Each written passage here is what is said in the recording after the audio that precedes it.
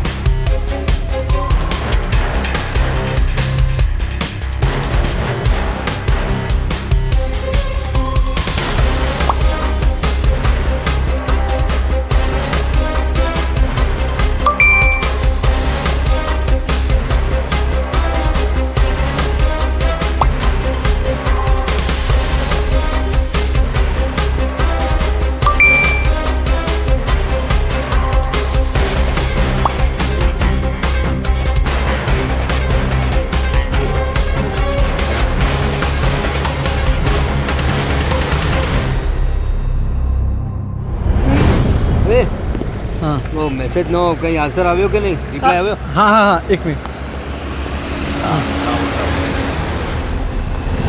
અરે ફસાઈ ગયો છે મારો બેટો. હવે આપણે એને કોલ કરીએ. હે અરે એક કામ કર ને, તું જ કર ને. અરે કર કર કર. ચાલ ક્યારે શીખશે? કર.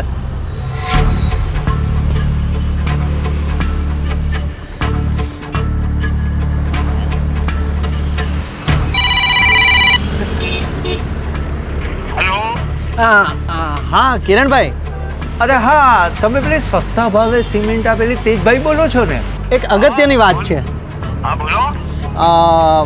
ગોલ્ડનો ભાવ બહુ ઉપર જવાનો છે અને અત્યારે માર્કેટમાં અડધા ભાવે ગોલ્ડ મળે છે.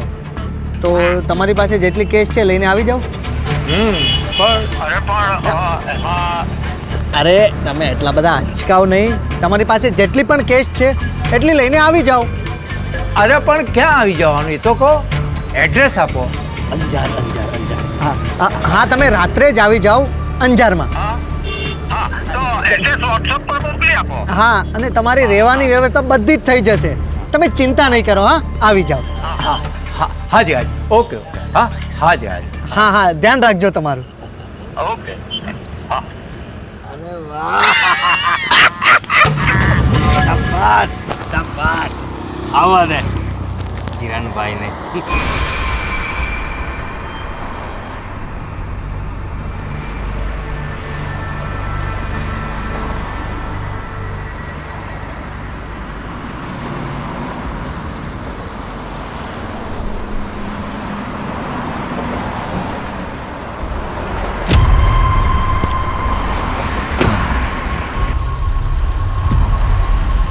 રાત્રે ઊંઘ આવી? હા, થોડી થોડી આવેલી. હા પૈસા લાવ્યા? હા, પૂરા 12.5 લાખ રૂપિયા લાવ્યો છું. હા ભાઈ. અરે વાહ, બહુ સરસ બહુ સરસ. લાવ મને આપી દો. તમે 2 મિનિટ ઉભા રહો. હું અત્યારે તમારું ગોલ્ડ લઈને આવું છું આ ગાડીમાં. હા ઠીક છે, ચાલો.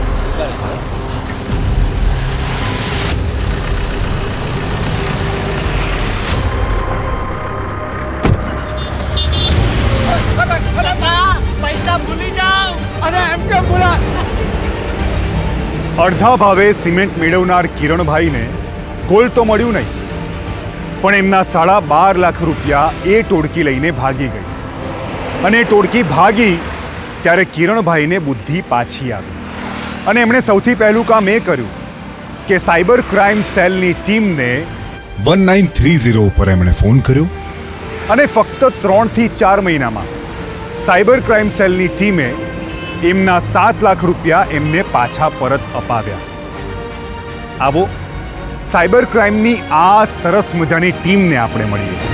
ગોલ્ડ ડિટેલનું ટેકનિકલ એનાલિસિસ કરી આરોપીઓ સીધું પહોંચી આરોપીને રોકડા રૂપિયા 7 લાખ સાથે કચ્છ ખાતેથી પકડી પાડી, જે પૈસા ફરિયાદીને પરત અપાવેલ હતા અને આરોપીના મૂળ સુધી પહોંચેલ હતા.